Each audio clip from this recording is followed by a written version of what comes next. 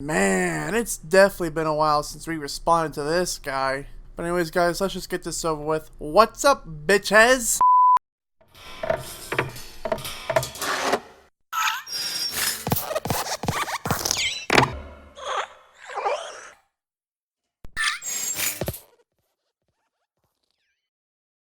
So, Greg Locke recently got a book from the Freedom of Religion Foundation, and, well, oh my god, the following ensued. Hey guys, Pastor Greg Locke here. So last week, the Freedom from Religion Foundation ran an ad during the Democratic debate that sparked a lot of controversy. A lot of controversy? Where? I didn't see any trend on Twitter when it happened. The only controversy I saw was when you got upset on Twitter about it. I said something about it, and of course, they shot back, as well as one of their head attorneys, a man by the name of Andrew Seidel.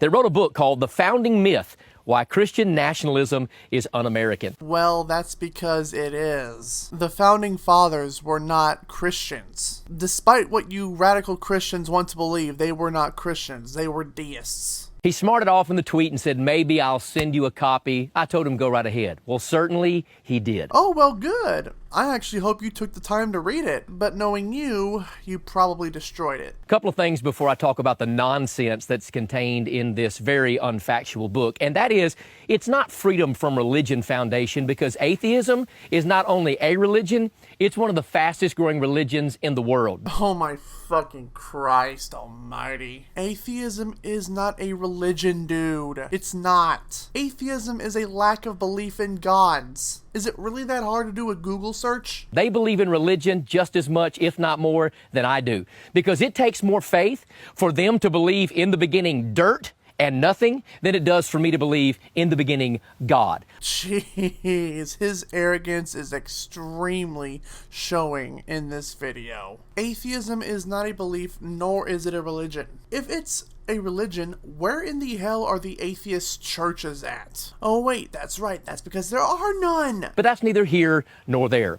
Okay, a person trying to write a book on the history of America without God is utter fabricated nonsense. Well, then you are calling the Founding Fathers nonsense then. Thomas Jefferson was a deist. He was a deist that was so skeptical of supernatural occurrences, he took a knife and he cut out passages from the Bible. Thomas Paine was also a deist, and he wrote The Age of Reason and Common Sense. Benjamin Franklin, he was also a deist. So if you're calling anything nonsense, you're calling the Founding Fathers nonsense, Greg. An atheist writing the history of America is like Planned Parenthood writing a manual on how to take care of infants. There is no history of America without God. So, in other words, you believe that God created the United States of America. Also, this country is not called America, it's called the United States of America. The continent is called North America. Someone failed their history class. If that bothers you and chaps your hide, then you probably need to study just a little bit more. But in this book on the myth of the Founding Fathers not being Christian whatsoever, here's what Mr. Seidel says. Alright, well, let's just see what Mr. Seidel said to Greg. I hope it's really good. Mr. Locke, there is still time to better your life.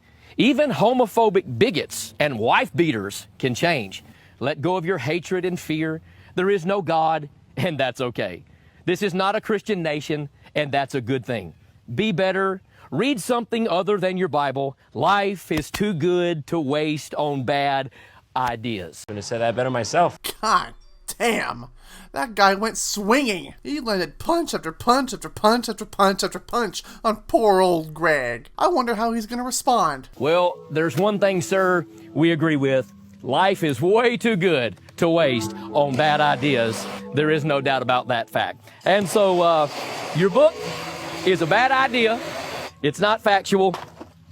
And in fact, it's nonsense.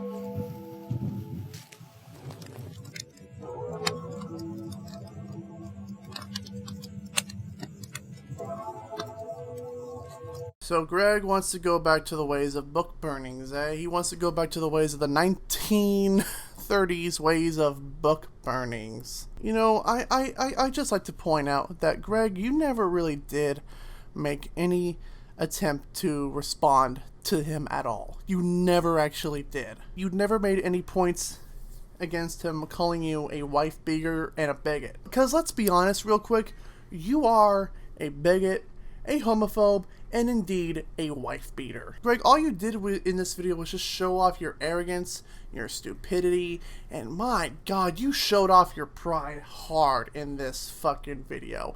And correct me if I'm wrong, but isn't pride one of the 7 deadly sins? I mean, out of all the people I've seen on Facebook, on Twitter, you are suffering from the worst case of pride if I've ever seen one in my life. You're pathetic, Greg.